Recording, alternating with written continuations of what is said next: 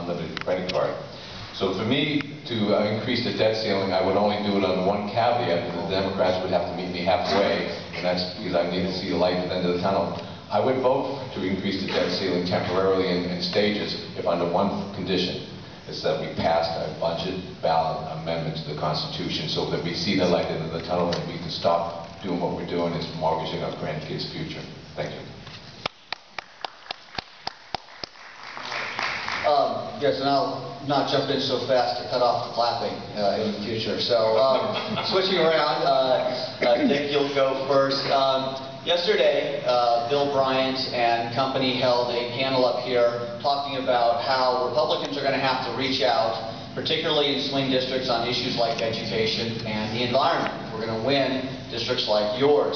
So I want to turn the attention to education. 8 years ago, President Bush suggested that we use No Child Left Behind as a way to increase student achievement. Obama replaced that with something called the Race to the Top. Which option do you support, or is there a third way that you would advocate in terms of education reform? At the federal level, education reform is simple. You need to really take the Department of Education and cut it down to size. It's right now 5,000 employees generating more paperwork and administrative overhead than you can shake a stick at. I think something more like 50 employees would probably be better. I mean, I'm serious, take it from 5,000 down to about 50. As a former school board member, we often got monies from the federal government and we looked at it and we said, why are we spending on this? And again, school board member Murray, it's federal money, that's the way we have to spend it. Why are we hiring all these administrators? Oh, we have all this paperwork we have to report to the federal government for. The states all have superintendents in public instruction or something like that. We have 15,000 school boards across the country. If the federal government wants to get involved in education, fine. But there's No Child Left Behind, Race to the Top, it's all a bunch of malarkey. We don't need a national school board or a national school education policy. Give the school districts the money, cut them a check. You can have a few people up there that maybe help school districts in benchmarking and competitive analysis. But in reality, the Department of Education is one department we need to get rid of. And if you talk to school board members and teachers, they just give them the money and let them decide the priorities of their school districts. Sam? Well, as Dick pointed out, the Department of Education has been and was probably the fastest growing department in the history of the United States when it was first formulated. It began with about 10 employees, and today it is well over 1,000 and approaching 2,000 employees. Where we look at our current education system today, certainly the programs of the past have failed to achieve the things that we needed, and that is to have students that are prepared to meet the academic rigors of college life and then become competitive in the workplace. What we need is more collaboration from the federals and less interference. One of the things, as an educator myself, and my wife who's a principal in an elementary school, talk often about is how do we set the standards? And one of the things we lack in this nation is uniform standards of education.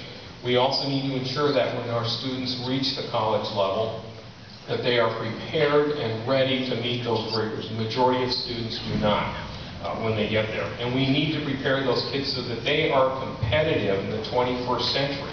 When I sat in high school, the competition I had was the student next to me. When we look at kids today in college, the competitor is a person who lives on the other side of the world. We need to ensure that our kids are prepared. We need to also ensure that when the kids come to the university, there's a seat for them to train, so that we're not training foreign students to go back home and then come back and compete against our kids. We need to improve that. So if we're looking at education, certainly start over and then move forward. Thank you. All right, thank you both of you. Stan, you'll go first, and I'm going to hit you guys with the dreaded hypothetical scenario. The ones that my students dislike so much on essay exams, you're going to get an oral hypothetical. So here we go. Boeing, one of the largest employers in the state of Washington, is facing bankruptcy. They are threatening to lay off 10,000 workers, and they argue that they are too big to fail. Would you support a bailout, a TARP, or would you let Boeing go out of business? I know, those stink, don't they? Aren't you glad you're first in? It's not hypothetical. Didn't we just go through that with General Motors and the others? You know, I'm one who's a strong believer in free enterprise, and I do not believe in government bailouts. So I would be hard-pressed to say that we would use taxpayers' dollars to bail out corporations. I believe we have on the books other means by which corporations can restructure their debt, and those that have good leadership and good vision can recover from those. We can certainly lend the expertise of the private sector to help do that. In terms of using taxpayer dollars to bail out companies that have not been responsible to managing their own affairs, I think is absolutely inappropriate and wrong to do that. So if I were elected, I would not support that. I would certainly help to facilitate bringing to the table the expertise that that company would need to weather that storm, restructure itself, and survive. And why? Because jobs are important. And I'm not saying by not favoring a bailout that I am saying getting rid of the jobs. We need jobs today. We need them more than ever. And that really is the creation and sustainment of jobs in America is job one for the Congress to help facilitate by taking down the barriers that keep businesses from either growing or thriving in this country. So I think as we move forward with that, I would be willing to work hand in hand with Boeing. And having been a small business owner myself, I know what it's like when you're under debt, when you're having to restructure, and when you're having to look ahead to survive. So thank you. Dick?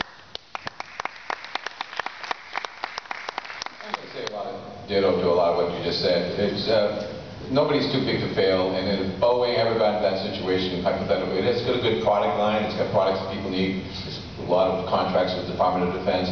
If Boeing got to the situation where, for whatever reason, they were insolvent, they would go under bankruptcy, Chapter 13. It would be restructured. It's not like the jobs would go away, the products would go away. If they still have something that people need, a product or a service that people need, they would be reorganized. And that's what the government needs to stay out and let the courts and let the system play it out. The stockholders would obviously lose all their money, and some of the bondholders would lose part of their money, and the labor unions or the contracts they have would have to be renegotiated. That's the system we have in place, and the federal government and state governments need to stay out. The bailout of General Motors was wrong. And that's also good with cities and governments. You know, here in this state we have Wenatchee, which they did that convention center, and it was a very, very unwise decision. And talking about bailing them out. Even in my district, in 10th District, you live in University Place. University Place is right now in financial difficulties. They owe more money on a project they started than it's worth. And so what's going to happen come 2013, 14 when those payments are due? Do we bail them out? No. Bailouts are the wrong thing. You got yourself in the situation, you get yourself out of it. Thank you. Thanks, and Dick, you'll go first on this question. Since Ronald Reagan, we have been hearing about state and regulatory reform. Reagan wanted to eliminate cabinet departments to 2012, where Rick Perry wanted to eliminate anywhere between 2 and 3 cabinet departments, depending on whether he could remember them. But the reality is that in 32 years, we have not seen any control of the EPA. We have not seen a reduction in the number of cabinet departments. Do you have any ideas, other than railing against the regulatory state, but any ideas as to how we can rein in the bureaucracy of the United States federal government?